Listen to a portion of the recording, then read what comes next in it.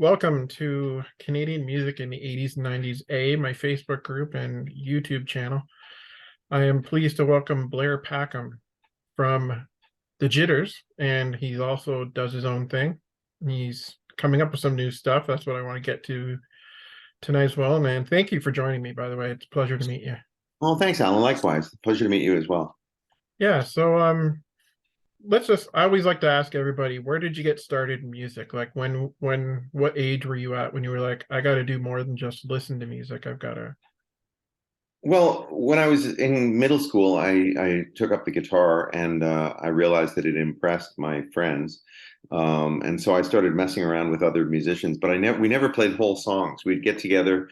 There'd be a Mhm. guy who had a drum kit and a guy who had an organ, and we'd get together. But we'd play like the riffs from the songs, and Okay. that's all. We never finished a whole song for the longest time. Um, it I I think in grade 11 I played a John Prine song actually for the school show, and that really made me feel. I thought, wow, I like this. I like applause. I like people liking it. I like singing in front of people and so forth. But I'd never thought of it as something I could do for a living until really the end of high school. And I thought, well, I'm going to try it. I took a year off school and I played around and then like solo and Mhm. solo stuff. And I hardly had any gigs at all. I hardly did any. I told my parents, no, I need this time to work on it. And really, I was just hanging out. I wasn't doing Yeah. much at all, and they were supporting me. And then went to school for a year, and during school, it became plain to me, no, I really am not cut out for the school thing, and I really wanted to become a musician. And I thought about it, and basically spent the school year plotting how I was going to do it so that I could actually make some money at it, and so Right. forth. So then I was fully into it by the time I was 19. So that's really where it started. But there's an adjunct to the story, which is I was playing in cover bands, and I'm not really a cover band guy at all. I've been writing songs since I was 17. Mhm. In fact, I was a little snooty about cover bands in the past. I'm not so much now because I realize that you learn a lot by learning all of the other people's songs, you know. Right. But I decided that if I was going to be playing music to indifferent crowds, you know, people who didn't really give a crap about my songs or anybody else's, might as well do my own songs. And I couldn't Mhm. do that on the road in Ontario. The only way you could really do that was by playing locally in Toronto. So I thought, well, I'll do that Right. part time and I'll work somewhere. And then I got a job in a recording studio, which was so great. And I got it because I had worked in that studio as a producer, like as a teenage producer. I was producing Right. people, and the guy who became my boss, he thought, well, Blair's already bringing clients in, so maybe I'll hire him as an apprentice. So I had that job, and because he gave me downtime, then I had the bright idea. I was able to record for free, and I had the bright idea of Oh, forming a wow. to record my songs, which is what the Jitters was. That So must have helped out a lot. yeah, So yeah. what was some of the music you were into back then? Like you said, you were only playing parts of songs or something like that. What was it Yeah. that got you going? Like who Well, were you listening to? at the very beginning, it was the Beatles. I got my Mhm. first Beatle record when I was 5. It was a Christmas present. I don't think my parents knew what they were doing. Like, I don't think they realized, what they were causing. Yeah. And then after that, I got into the music that my older sister, listened to, which was, the Rolling Stones, Alice Cooper, Okay. Crosby, Stills, Nash and Young, that kind of thing. But I was drawn to anything that sort of had a riff. Right. So anything that had like Smoke on the Water, that kind Mhm. of thing. I'm 18, Alice Cooper, anything that had a guitar line to it, Yeah. I could learn that line and play it, but I wouldn't play the whole song. Yeah. And so yeah, that was the kind of stuff. It was kind of harder rock, but I also at the same time loved folk music. I loved Sonny Terry and Brownie McGee. Mhm. I loved John Prine. I worked at the Mariposa Folk Festival. I volunteered from the age of 13. Right. And so every year, the Mariposa Folk Festival was held on Toronto Island, and I was given the job of being a special hospitality coordinator um, for handicapped musicians, for musicians who are differently abled. And Okay. my job was, for instance, if one of the performers was a blues piano player named Blind John Davis. so I helped John Davis get around the site because it was it's an Okay. island, the park, and he needed help. And I'd walk him around or drive him around in a golf cart or whatever. And just being in that environment with all that music, all that different folk music was really influential on me too. So it was a whole bunch of things, really. And who are Not some much, of the? Oh, sorry. I was just going to say not much in the way of classical or jazz, but a whole bunch of sort of popular music forms. And when you started working in the studio, that must have been a dream job. Who was some of the? Did you work with anyone of note when you were Yeah, working in there? yeah, definitely. Well, the studio itself was a demo studio, but it was a very well equipped demo studio, and so it was a split personality basically. The owner, Doug McClement, who's a renowned engineer Hmm. nowadays, was then too, but he's got an international reputation as a guy who can Right. record live events. He provides the audio feed for the Junos and for this the Grey Cup and et Yeah. cetera, et cetera. But anytime there's music on television that's live and being performed, he's probably the mixer.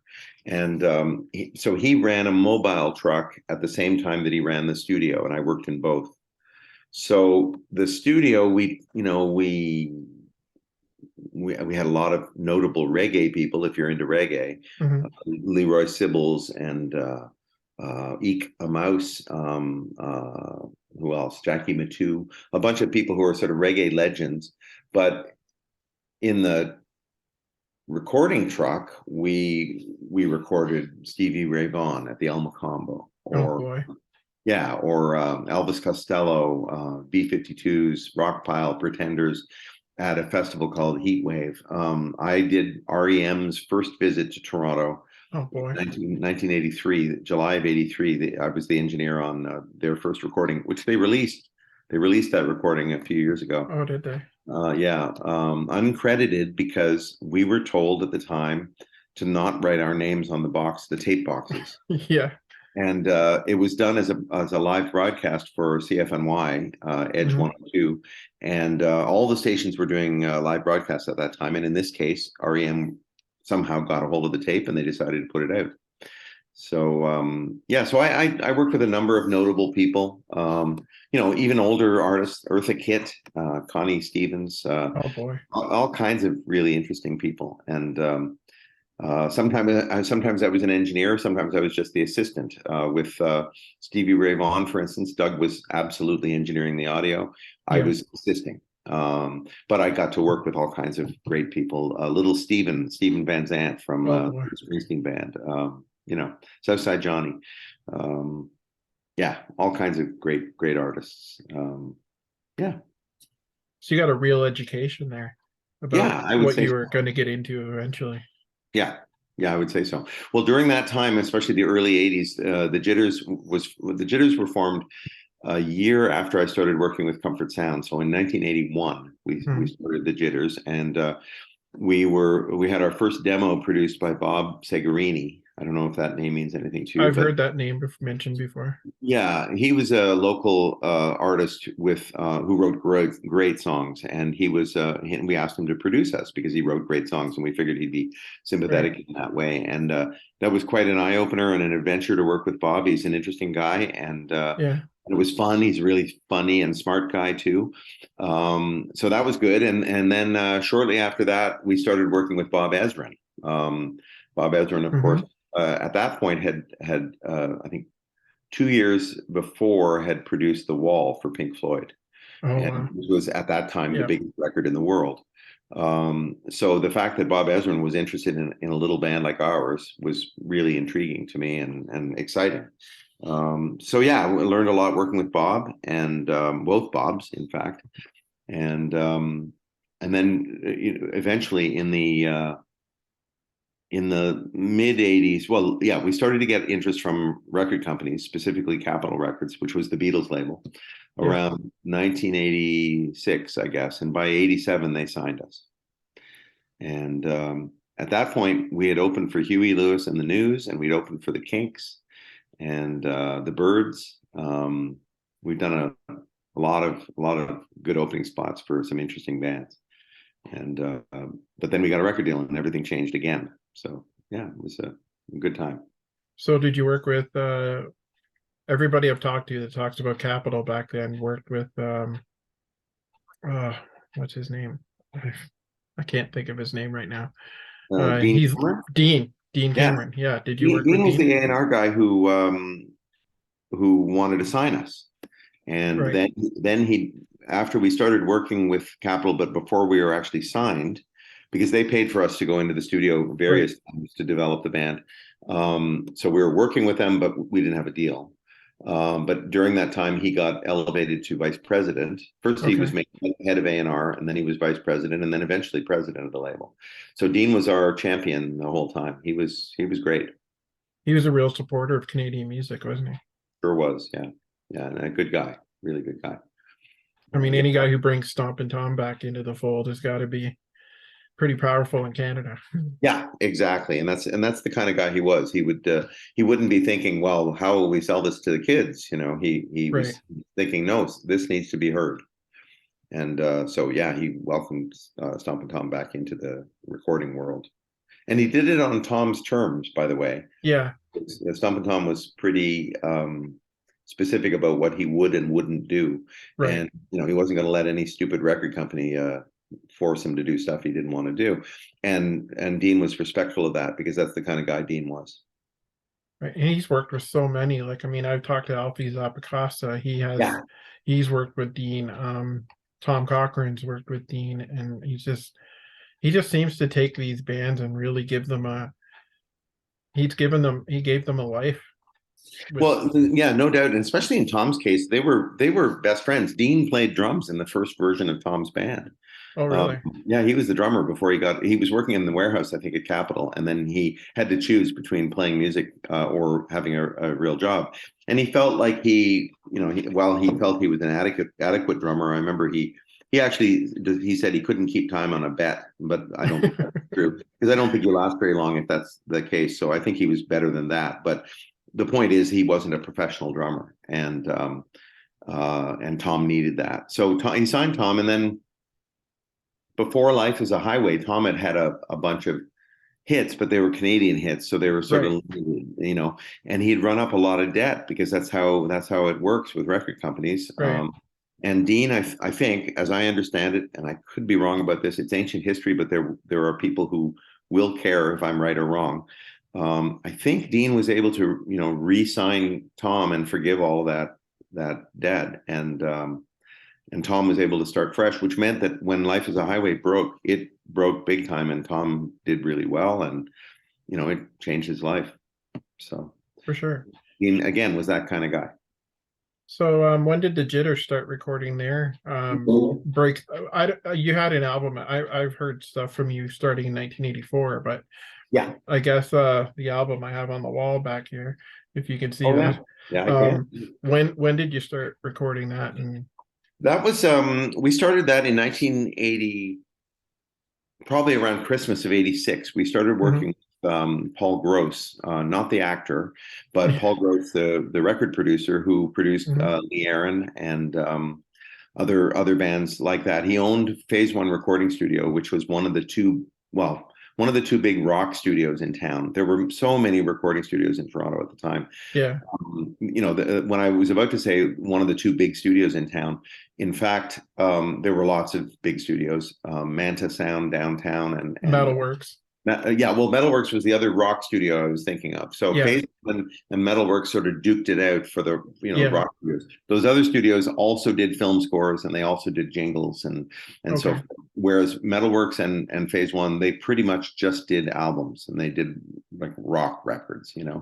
So Paul Gross was one of the owners of Phase One, and he was getting his hair cut, and we had won a spot in Q107, the local radio station here, their homegrown contest in 1986. Okay. And they would press up an album, a vinyl album with the various winners' songs on it, and our song came on the radio on Q107. And Paul was getting his hair cut, and he would listen to it, and he liked it, and he said to the woman cutting his hair, whose name was Nancy Rochon, he said, I really like this. And she said, I know these guys, because she did. She cut our bass player's hair. Yeah. So he said, you know these guys? I want to find out more about them. So he called me out of the blue. I knew him only because I worked at a recording studio. I knew him as a Right. name, you know. And he called me and he said, I want to see if I can get you guys in the studio, see what happens, and we'll play it by ear. And I said, we can't afford to pay for studio time. That's one reason why I work at Comfort Sound. And he said, you don't need to pay for anything. Well, if we get a record deal, then you agree that I will be the Right. producer. We'll go from there. And so we did that. So we got signed to the label sometime in early '87, Hmm. and then the first single was released in July of '87, and that was "Last of the Red Hot Fools." And that's the one that really put you on the map. Yeah, I mean, yeah, yes, I would say so. It's the one that people remember nowadays too. I mean, that was 1987. It's ancient history in a lot of ways, but thank goodness for oldies radio. Yeah. Um, yeah, but we had other hits as well, but that Last of the Red Hot Fools is the one that people remember for sure. My first memory would be seeing you at Canada's Wonderland just before your Bridges Burning came out. Oh, right. Yeah, yeah. And I remember you guys playing some of those songs before the album came out at that show. And I was like, wow, I can't wait for this to come out. Oh, that's Uh, nice. Yeah. yeah, but I don't know if I think it was Kingswood Music Theater we saw you at. Was it you would have played there, I believe. Yeah, yeah, we played there a few times. One of the times was opening for the Kinks. The other times would have been, well, I think we played a double bill with Harlequin of all people. Okay. And we also did a headlining show there once. So I think we played there 3 or 4 times. That's I saw the headlining show, I believe, Oh, because it was just you guys playing at that show. So, but I right. remember you guys were playing new music and saying this is going to be out on a new record at the time. Okay, I right. was Yeah. I was 18, Oh, yeah, yeah. so it was I always thought it was a great venue for music. Very, Um, very much so. I loved it there, actually. Yeah, yeah. I opened for the Beach Boys there once. oh wow. Yeah, No, it yeah. was a great venue. It had great sound. It had a nice intimate feeling to it. Yeah. I guess Kim Mitchell played there a lot back in the day too. A And lot, yeah, yeah, yeah, and like I say, we opened for the Kinks there, and that was exciting because that was only that would be the second largest crowd we'd played for, I guess. We were used to playing the El Mocambo downstairs or the Horseshoe, right, 400 people maximum, Lee's Palace when it's stuffed, places like that, and then we played at the C&E Grandstand opening for Huey Lewis and the News, and there were 24,000 people there, or at least that's how many bought tickets. I'm not sure how many were in the crowd when we opened, but it seemed very, very, very full. And when we had a great night that night, it was really good. So we go from playing the downstairs El Mocambo to opening for 24,000 people. Then we played at Kingswood opening for the Kinks, and we were huge Kinks fans, like right. huge fans. So that was a real thrill for us. Would you have gotten to meet some of those guys you opened for? Here's a funny thing. Yeah, We got there. We went in 2 cars because we didn't have a record deal. We didn't have tour support, and we borrowed our parents' cars. I mean, right. that's the glamour of rock music. And so we arrived in 2 cars. And I went to the side of the no, I went to the side of the stage.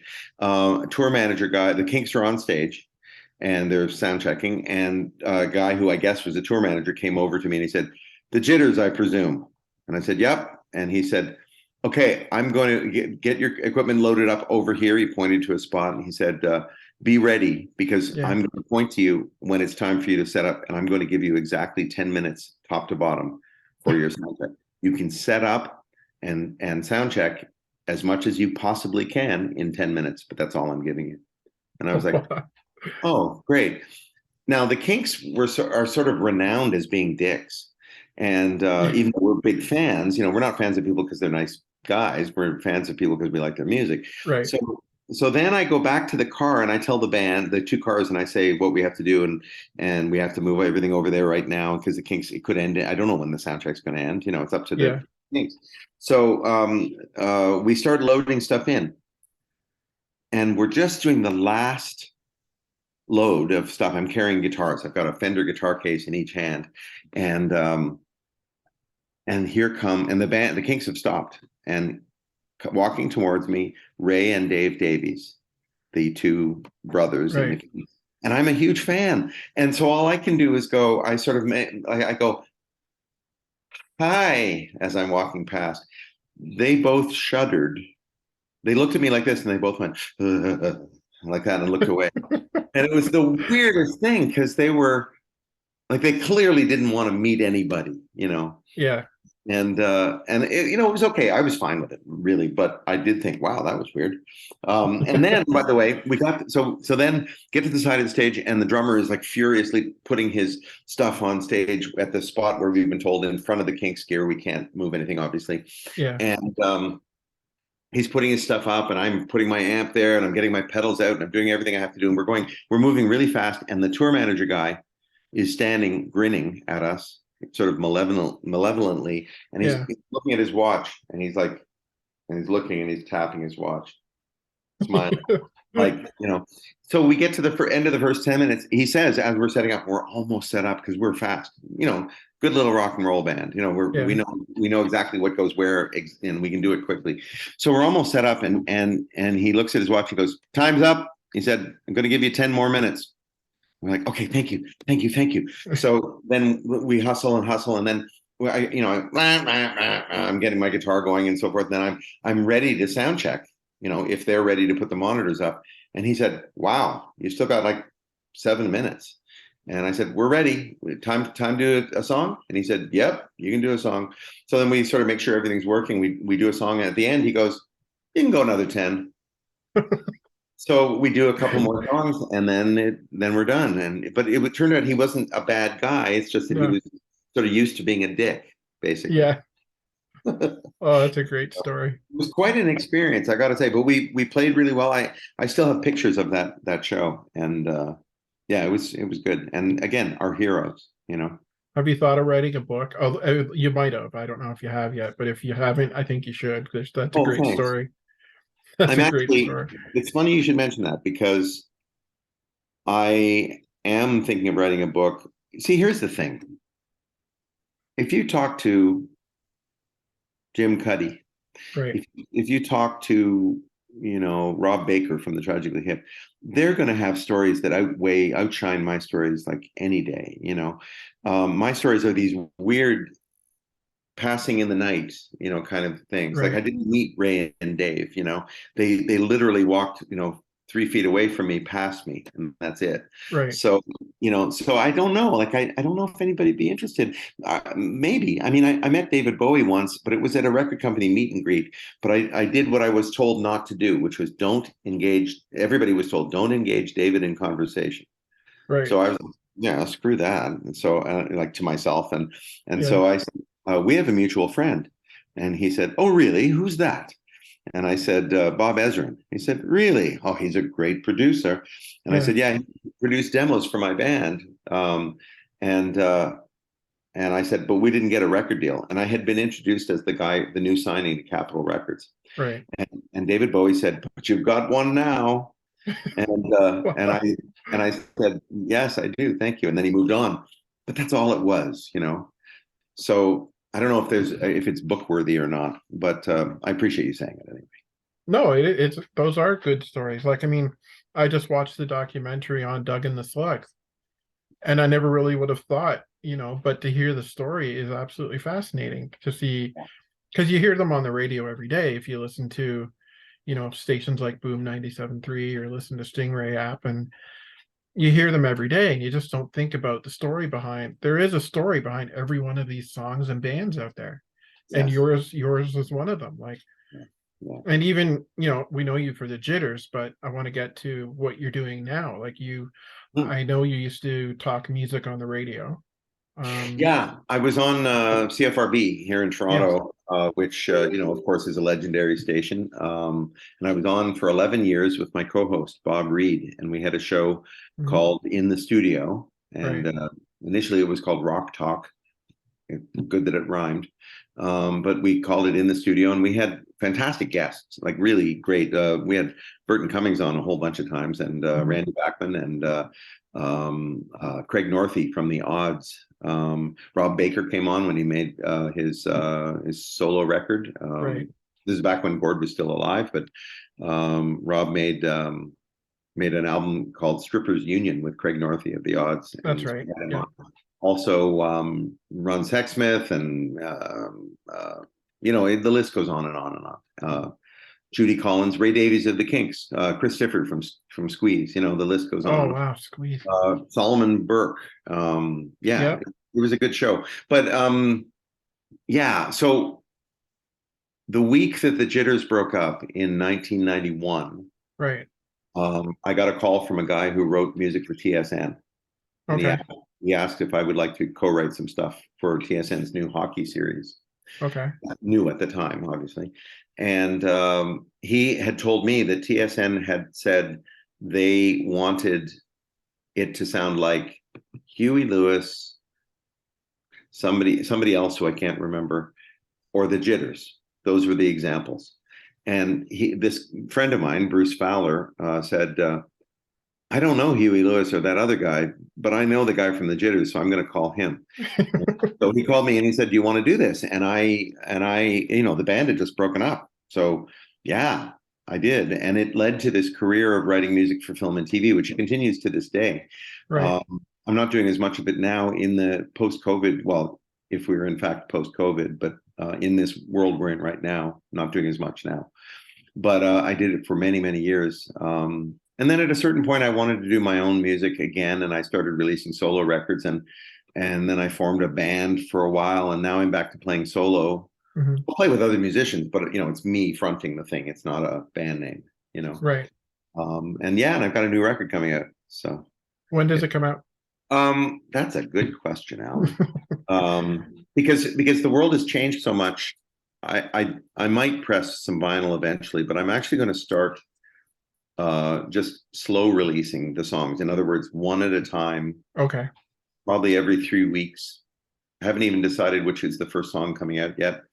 Right. I've got 6 that are mixed and mastered, ready to go. Okay. And I've got another 4 that need a couple of overdubs here or there, and a quick mix and a mastering job. So I'll have a 10-song record at some point, but not right away, because I'm going to Right. put songs one at a time. No, it's great to see that you're still doing it. Like, I mean, I'm always curious to hear what these bands that I grew up with are still doing today. Like, I love hearing the new stuff and what you're, because it's great to see that you're still interested and you still got a knack for it. Well, I honestly feel that I'm writing better lyrics than I've ever written. Right. I think some of the Jitters lyrics, there's the I'll point it out because I can't help being self-critical, but the lyrics for the bridge of Closer Every Day, which was the second single from that album that's behind you on the wall there, Right. the bridge. If you check that out, I'm not going to do it for you or for any of your viewers, but Right. they are some of the worst lyrics ever written.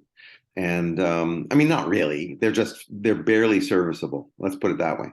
So now I think I write with greater depth and greater clarity and Right. more emotional content than I ever have. And I feel really good about songwriting. And I find that, there'll be something in this conversation where I think, oh, that's a good title for a song. And I'll write it down while we're talking, I Right. just can't seem to stop. So I figure that's okay. Like, just because the record industry and the culture at large Yeah. feels that music is a young person's domain, I feel like, well, no, music success might be a young person's domain. Right. Like you don't hear many people like launching a career in their 60s, but it doesn't Yeah. mean they're not doing good stuff. It just means the culture is oriented towards youth, which is understandable because young people look good and they're bold often, and they're brave and so forth, and so it's understandable. Just all I know is that I feel better about my music than I did when I was in my 20s, and I think I'm writing better stuff than I ever have. So why stop? But there's also an avenue now to put your music out that there never was back in the 80s. Like back in the 80s, you had to get a record deal Yes. to get any exposure, really. Yeah. I mean, Bare Naked Ladies did their independent thing in the 90s, and that was pretty well unheard of at the time. Yes. But if you think about it, Stompin' Tom was doing that. Hmm. He Well, did the that in whole his early days. He was making his own records and selling them out of the trunk of his car. But yeah. that is more a thing to do now. That's more of an avenue for anybody nowadays, even yourself. And And there's some independent labels out there that really do sign more well-known acts. I guess it's True North out of Waterdown. Hmm. Sure. Um, I bought the new Barney Bentall CD a couple of years ago. It's incredible. It's some of the best work I've ever heard him do. Oh yeah, it's the stuff he did with the Lonely Hearts was fine, Yeah, and Barney's a lovely guy too, and he's a really talented guy. But he's developed as a writer and as an artist, and he just keeps developing. He's great. What a great stage presence he has as well. Barney's fantastic. Yeah. no, that last CD he put out is just I put it on in the house quite a bit. Every song on that is just incredible. Like Yeah. he's still got it. Like I mean, he's still got it. I don't know what it would have been like if he released it 30 years ago. It might have been huge, but Yeah, it's hard to say. Have you heard the stuff he's done with Sherry Ulrich? no, but I'd be very up to hearing that. Worth checking out. I mean, Sherry's somebody, she's a couple of years older than me, and she continues to write great songs and make great Right. records. And there's as you say, there are avenues for getting the music out there now, which there weren't before. So yeah, I mean, I play here in Toronto, I play every Wednesday night at a place called Sauce on the Danforth. It's Okay. tiny, it's a tiny place. But I get a good crowd and they dig it and they know the words to the songs and stuff. And it's really, really fun. And would I rather be playing Massey Hall? I don't know about rather. I'd like to do both. I want to do it all, you know. Yeah. But do I like playing for bigger audiences? I like playing for audiences that listen. Yeah. So and at Sauce they listen. So you know what? I'm good with that. Audiences that are really paying attention, man, that's fantastic. When I played in Ireland, that was what I Right. noticed. The audiences tended to, if they were paying attention, they were really paying attention, Yeah. and that was great. It was a real luxury to play for people who nudge each other when they hear a good line, or Yeah. laugh when there's a line that's supposed to be funny. You know. So where do you hope to take some of your new music? Like, I mean, obviously you got your thing you mentioned on Wednesday nights. Are you gonna explore other gigs or maybe Oh yeah, go yeah. travel a little bit? Like maybe not a grand tour like you would have done maybe in the 80s, but like would you go out to like, I don't know, Saskatchewan and play a festival or something like that? Oh, yeah, yeah, for sure. I've played a lot of the folk festivals in Canada. Not a lot. I've played a few of the folk festivals in Canada, Right. and I really enjoy the experience. Folk festivals are really civilized and raw at the same time, and they're great. So I'd love to do more of that. Yeah. Unfortunately, I'm right now is the prime application time for festivals, and I'm not quite ready because the songs aren't quite Okay. there yet. But it is an acoustic record in the sense, I mean, there's electric guitars on it and stuff, but it's not Yeah. electric like the Jitters records were. It doesn't have Right. keyboards, or if it does, it's just like very limited, very, very limited stuff. And the acoustic guitar and harmonies are featured really prominently. And the songs are, rootsier without being, um, they're not in a specific genre other than rootsy sort of, Right. earthy, rootsy. Like they're not blues and they're not Right. folk. But yeah, I would love to tour more. I'm actually starting a duo with a friend of mine. We're intending, we want to take it to small theaters around Canada, Right. because every town, it seems, has a theater that holds between 200 and 500 people, Hmm. and they look for content. They want programming, and I'm good at what I do. Like I'm entertaining, and I enjoy myself. So usually the audiences enjoy themselves too. So I feel like that's something I would love to do. Love to play Awesome. folk Yeah. festivals, love to play small theaters, that kind of thing. And that's what I'm aiming for with this record. I could see you at a maybe a festival of friends in Hamilton kind of thing. Yeah, Like yeah. that, I think you come off perfectly in Gage Park. Oh, thanks. Yeah, yeah. No, I think so too. And I've done Summer Folk in Owen Sound. Okay. I've done Edmonton and Calgary. What other festivals? Various festivals around the country. And every time I do, I always think, oh, I want to do more of this. Now you're So, fairly connected in the industry. Is there anyone that you still talk to today that you might collaborate with down the road? Yeah, actually, it's funny. I was at I mentioned Rob Baker's name a few times. I went to see Stephen Page open for the Who at Okay. the Scotiabank Arena, and because I know all those guys and they know everybody. So backstage, Rob Baker looked over and he said, "Hey, there's Canada's most unsung songwriter," and very nice to hear. And then he Yeah. came over and we hugged and everything. And it had never occurred to me because I've known him a long time, but it never occurred to me to ask him if he wanted to collaborate. So I said, Right. "Hey, I got a crazy idea," and it really had just come to me. I think if I were more career oriented, it would have come to me a lot longer ago. But I said, "Would you ever produce me or co-write with me?" He went, "Oh my God, yes." He was Yeah. so effusive. He said, "Really, you want that?" And I said, "Yeah." He said, "Well, I happen to know a little studio that might be free," and he's talking about the Hip Studio in Bath, Ontario. Right. And he said, I play two of your songs. He said, I play your song Little Fish. I can't remember what the other one was. Oh, The Opportunists. And those are two of my songs. And he said, I play those two songs, and people always come up to me after and ask who wrote those. And I Really. always tell them it's Canada's most unsung songwriter, Blair Packham, which is nice. That So is nice from a guy of that stature for sure. yeah. And I've mentioned Craig Northey a couple of times as well. Craig and I Mhm. collaborate on my recordings. He's very gracious. He adds guitar and vocals to my recordings almost always. Not so much to this record Right. because this record isn't the acoustic record, but he plays currently with Stephen Page. Yeah, I was gonna say he Yeah, collaborates quite a bit with a lot of yeah, people these yeah, days. with Stephen and with Colin James and so forth. But the odds are still going, and they're like one of my favorite bands in the world. I Oh, love it. amazing band. Yeah. Yeah, yeah. I So saw Pat, their drummer, is touring with Brian Adams. back with Brian, yeah, yeah. I Yeah, kept waiting. they were here in Summerside in the fall, and we got to Oh see no, them, and it was kidding. just incredible to see Pat playing drums off stage because I've seen him play at the Horseshoe. I have one of his Yeah. drumsticks from the '90s when I saw them play. Like, and there he is playing with Brian Adams again. It's great to see.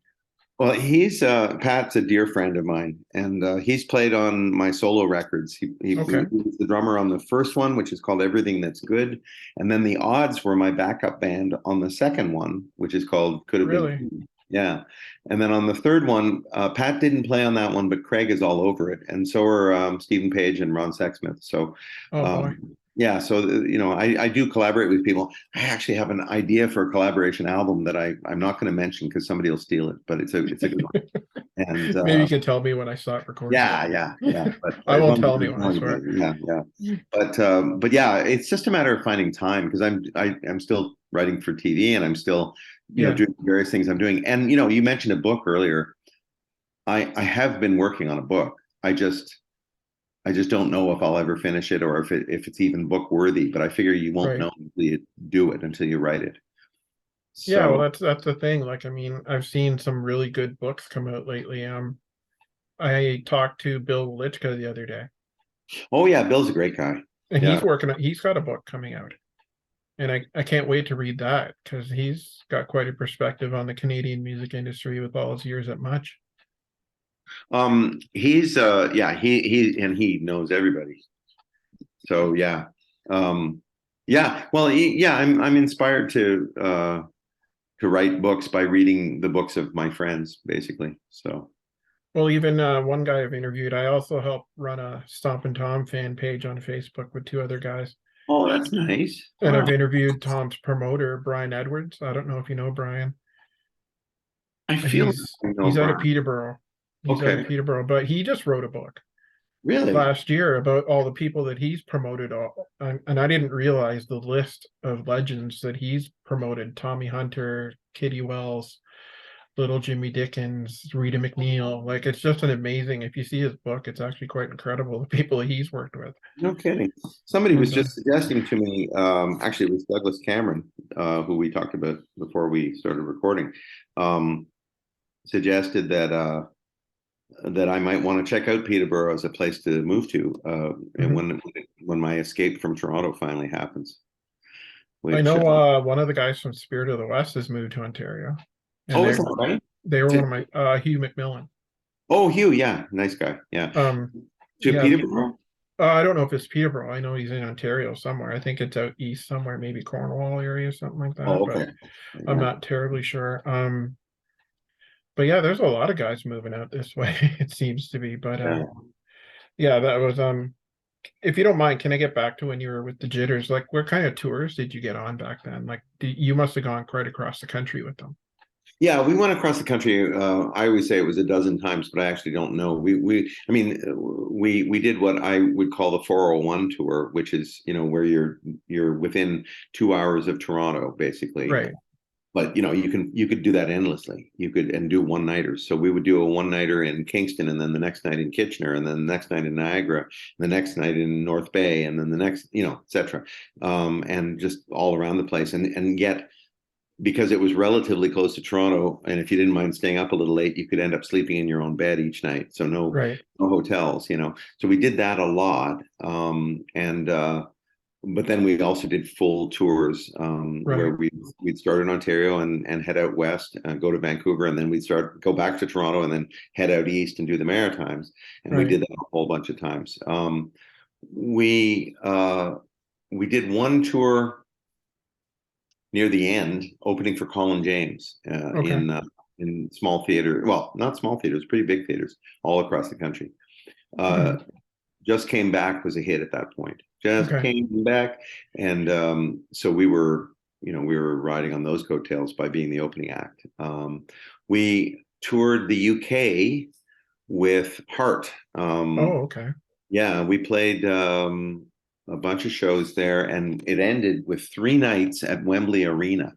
oh wow, that's So awesome. Wembley Arena isn't the stadium, because the stadium holds 50,000 people. Yeah, The arena holds 12,000 people, and we were there for 3 nights. So it was 36,000 people over 3 nights, and sold out. And Heart were fantastic to us. They were great, and we got a standing ovation the last night, which opening acts, especially in Britain, don't right. get. Oh, that's amazing. We got rave reviews and standing ovations, and it was really exciting, and it was a real highlight. It's funny, we came back from that tour and played at a place in Mississauga called Entex, which was I sort of, remember that place. Yeah, yeah, it's kind of a soulless, strip mall kind of yep, place. And so it was kind of like we go from Wembley Arena to the strip mall. And a friend of ours who was um, the promoter, basically the guy who ran Kingswood, uh, okay, came in, and he was talking with us about, he's a friend of the band, so we're just hanging out, and he asked how the tour was and stuff. And then he said, "But fellas, listen, don't let that be the highlight of your career, because you've got many more things to accomplish." right. Unfortunately, I think we let it be the highlight of our career, because we just, we made another record that Right, we had internal squabbles going on in the band, and we had few squabbles going on with the record label and stuff. And so unfortunately, it was a high point, and it was a really great high point, but he had good advice. His point was well taken. are you still in touch with the band? Yeah, yeah, we play once a year usually. We Okay, During COVID we haven't, actually, so it's been a few years now, but we were playing once a year. Usually, well, we played the last few at Hughes Room, the acoustic listening room, even though we were far from acoustic, but they welcomed us. right, We're a much louder and rockier band than you'd think from the pop records we made. right. But it was good. The last time Geddy Lee came to see us, actually, Oh, that's great. which was nice. Yeah, but unfortunately, I had lost my voice. Do people swear on your podcast, They or have. or Bill on the has. recording? Yeah, not podcast, but you know what I mean. Well, Geddy came up to me after, and he said, "You are a funny fucker." And it was because I had kind of lost my voice, so all I could really do was pretend, or not pretend, but like try to sing, and then in between songs make jokes at my own expense, Right. and I was pretty funny. So for him to say that was really gratifying. That's quite hilarious. Yeah, But I yeah. mean, with the whole retro thing these days, like, is there like like, I mean, I was talking to Ed Sousa the other night. I don't know if you heard of him. He puts on these charity shows for Ronald McDonald House at the Rock and Bowl in Mississauga, and he's got Honeymoon Suite and Grapes of Wrath, and Oh, I bands should like call that. that Like, is that something you might consider with the Yeah, Jitters to do? let me let me write that name down. No, I'll have to remember Ed Souza. Yeah, Yeah. no, I don't know Ed, and therefore, but yeah, I absolutely consider that for the Jitters. I know all the guys are interested in playing, Mhm. and getting paid for playing, of course, is a fantastic thing. But also doing charity work is fine too. Depending. Yeah, and the bass player Matthew and I, we were really good friends in the band. Mhm. I actually asked him to learn a few of my songs that I was playing solo and come Mhm. out to this place that I play on Wednesday nights and play. He did. It was the weirdest thing because for the previous year and a half, I'd been playing with a really good upright bass player. But upright bass has a different sound and a different Yeah. vibe than electric bass. So the upright bass player played with a certain amount of finesse and dynamics, Mhm. but and Matthew did too, but it's a different thing. So Right. Matthew was playing, and I'm like, oh my God, it's just so not what I'm used to anymore. I used to play with the jitters all the time, and so an electric bass, yeah, bring it on. But I guess I really got used to the upright because it was weird. So Matt and I decided not to work together, although we're still friends and so forth. But Right. 'cause it was too weird for me, and I told him that I could Now get you guys together. I think it's Matt. I don't know who it is. Somebody in your band, and I should have done some research on this. I recognize him from another Canadian band. I'm thinking I. Oh, now, no, in fact, no, although Uh, I'm friends with Bill Wood from II. No, okay, so Peter Nunn, the keyboard player, right. he was in Gowan, Okay. and he is now in Honeymoon Suite, and has Okay. been in Okay. Honeymoon Suite for about 10 years. Matthew played mostly with the Jitters. Um, he had a band, well, he played with Murray McLaughlin for a while. Because I know I've seen him somewhere before. I thought I saw him in a video from another Canadian band at some point, but I could Yeah, be, maybe it it's wouldn't somebody have been else. II. We knew II, and as I say, I'm still friends with some of those guys. Right. But Matt wasn't in II. No, no. Okay. So I'll tell you a funny story if you want to hear about that album cover that's behind you. Okay. Um, Yeah. do you want to go grab it? Can you Yeah. do that? Give me two Okay, seconds. grab I'm gonna it. go grab it. Hold on. All right. It's well worth it, folks. Now, Alan can't hear me, so I can just talk behind his back, and he won't know until he posts this. So, Alan, I don't know. Anyway, he's back. Okay, I've got it. I was talking to your audience. You'll have to rewind later to find out what I was saying. Yeah. So okay, Rewind. so yeah, yeah, We are from the 80s, aren't we we? are definitely, yeah. Well, okay, so let's see that cover for a second. Okay, so that's in front of the R.C. Harris Waterworks in Toronto's East End. Okay. The photographer is Deborah Samuel, who took the cover of Rush's Moving Pictures album. Okay. Very accomplished photographer, and this was still the 80s, and Moving Pictures was only like 3 years before this or 4 years before this. So Right. she was a big deal. Our band had been told by Dean Cameron, who you mentioned earlier, that we see you, he said, as a classic 5-piece rock band. Now we were a 4-piece rock band with 2 guitars, bass, and drums. And he said, we see you with a keyboard player. And I'm thinking, no, like we're a rock band with 2 guitars. We don't have keyboards. But it was the 80s. And Dean really thought the keyboards would make us sound modern or something. Right. And so I didn't take him seriously. He said, you need to get a keyboard player. And I'm like, yeah, okay, well, yeah, whatever. And I didn't take him seriously. Then we got the phone call maybe a few days later, and it said, you got a photo session booked on the blah, blah, in 2 weeks, and you'll need to have your keyboard player by then. And I'm like, yeah, no, we're not going to do that. And so there are two things going on in this picture. We we had fired our old drummer, not fired exactly, but he was going to law school. Okay. So and the producer of the album, Paul Gross, had said that he didn't he wanted a different kind of drummer. He wanted a more 80s style drummer, and Okay. just the guy. And I thought, well, okay, David's going to law school, so and he's going to law school in London, Ontario. So he's never available for rehearsals and so forth. So that was a problem. And we didn't have a keyboard player. So when we get to this photo shoot, we've convinced David to come to the photo shoot, even though he was not happy because he'd been fired from the band. So that's David on the right, with the multicolored shirt and the Right huge, here. yeah, and the Okay. huge arm. You'll notice his arm looks bigger than it looks disproportionately large. And then because we didn't have a keyboard player and didn't take that suggestion seriously, the guy on the far other side, I Right guess here. left, yeah, is Matthew Greenberg's brother. His name is Paul Greenberg.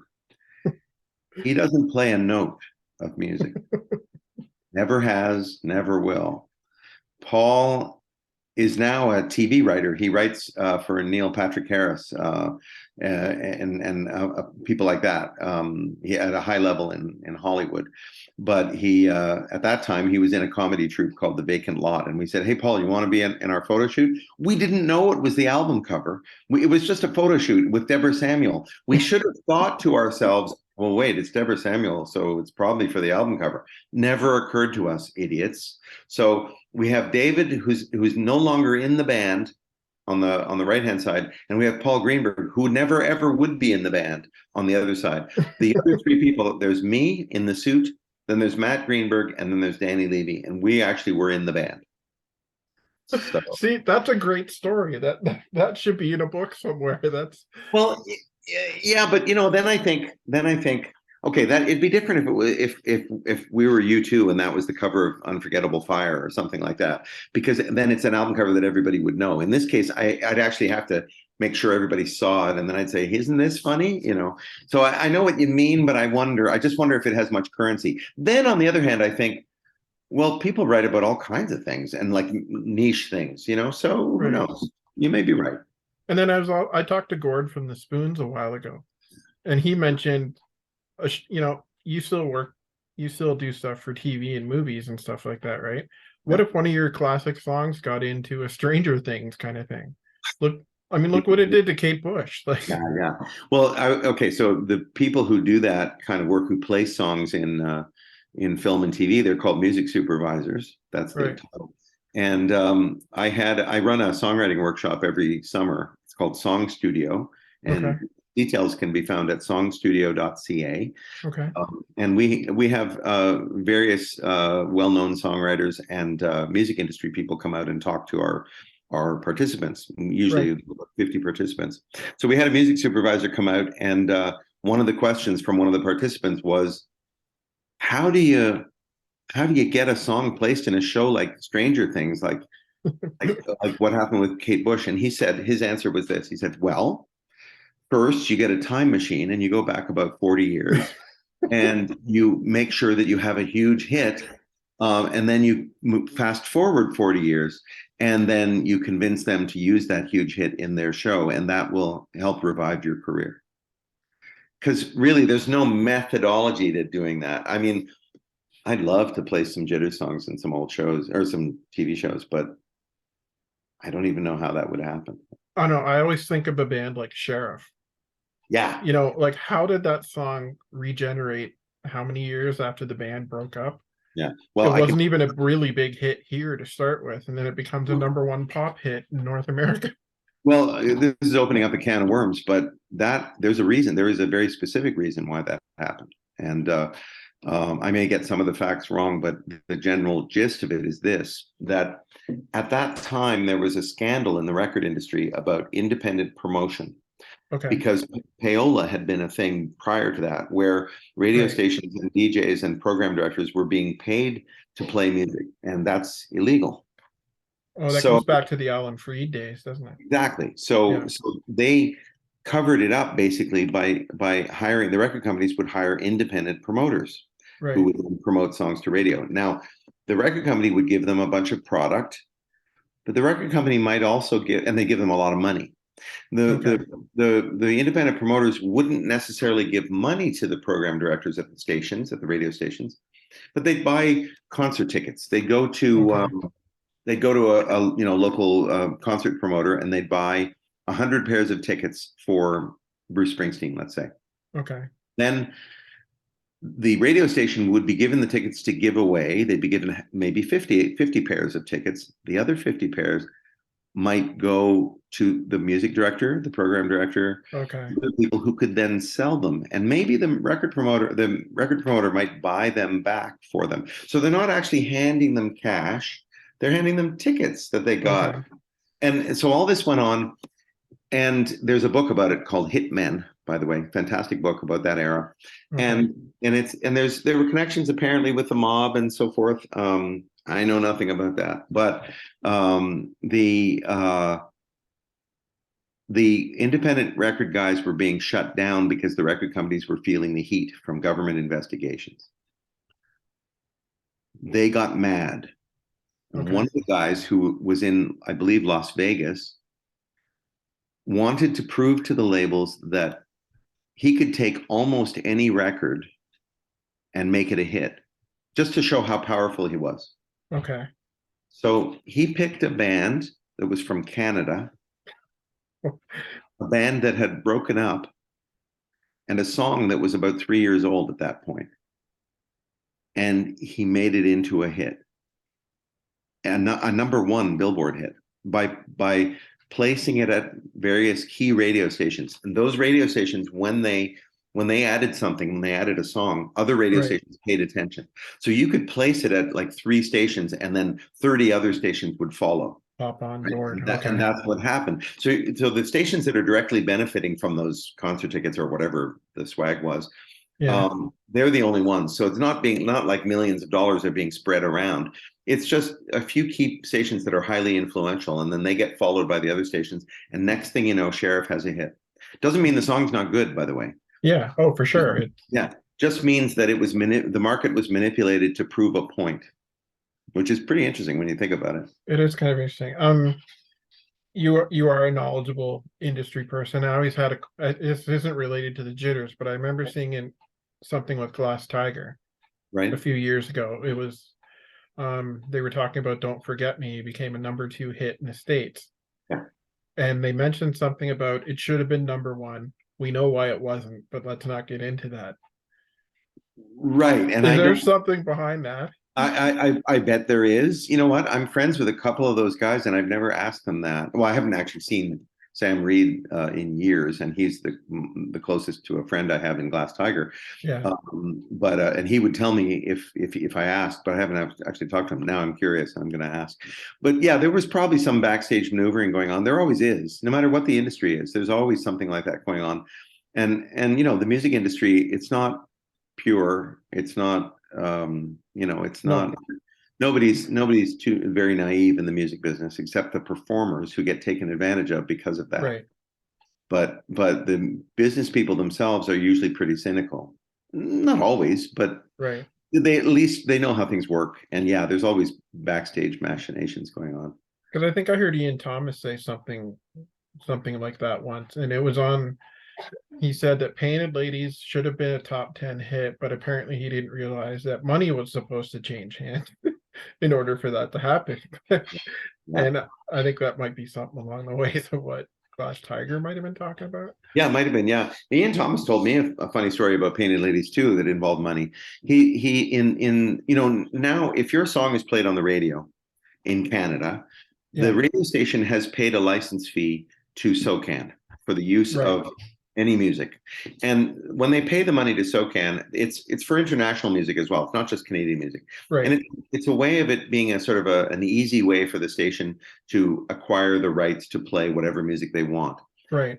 And then when they submit their programming logs to SOCAN can see what songs were played, and who the writers were, and they can figure out who gets the money with the royalties, right?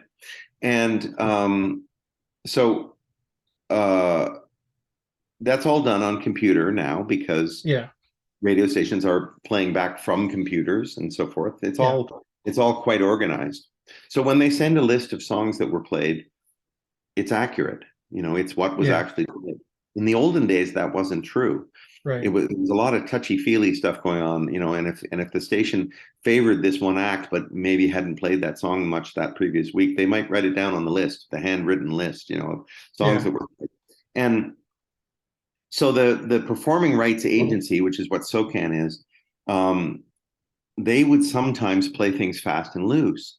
So Ian told me once about Painted Ladies being played a lot, and he got a check for X number of dollars. I don't know, $38,000 or something like that. Yeah. And it was for airplay in the States. And he said he thought to himself, shouldn't it be more? Because it's being played all around the country and so Yeah. forth. And so he called the Performing Rights Association or organization, and he asked, and the woman he spoke with, whose name he quoted, but I don't remember her name, she said, well, how much do you think it should be, Ian? And he said, well, I thought it would be 10 times that. And she said, okay. And he got a check for like, whatever it was, 10 times $380,000. Wow. Yeah, that's how fast and loose it was. If he hadn't complained, they wouldn't have sent any more money. Wow. And it's not like she was keeping the money for herself or anything like that. It's just they get a big pot of money and then they distribute it accordingly. And in his case, he made more noise than other people, so he received more money. But if he hadn't made more noise, that was the gist of the story. And I probably have the figures wrong, but that was the story that he told me years ago, probably 20 years ago. See, that's a great story too. Yeah. And I bet there's tons of them just like that. Yeah. Oh yeah, very much so. Yeah. Well, It was the music industry was the Wild West. Yeah. I mean, if you ever want to read some entertaining stuff, Tommy James. Do you know Tommy James? The Tommy orchestra. James and the Chandelle. Tommy James wrote. I think We're Alone Now. Yeah, and Moni Moni. Moni, and they were both remake hits at the same time for Tiffany and Billy Idol. That's right. At the same time, they moved up the charts together. Those two songs, I couldn't believe. Yeah, but he, he was in the music business in its 1960s heyday, and he was signed to Roulette Records, which was run by Morris Levy. And the reputation is they were mobbed up, and the stories that he tells in his book, I think it's called Me, the Mob, and the Money, or something like that. Yeah. And it's very entertaining. Between that and Hitmen, those are some great reads about the corruption in the music business. Oh, I got to go find those books. They're both fantastic. I wish I still had my copies, actually, because I based on this conversation, I would reread them again. Man, I could talk to you all night, sir. I really could. I've really enjoyed the chat. You've got. Oh, I'm really glad. That's nice. Me too.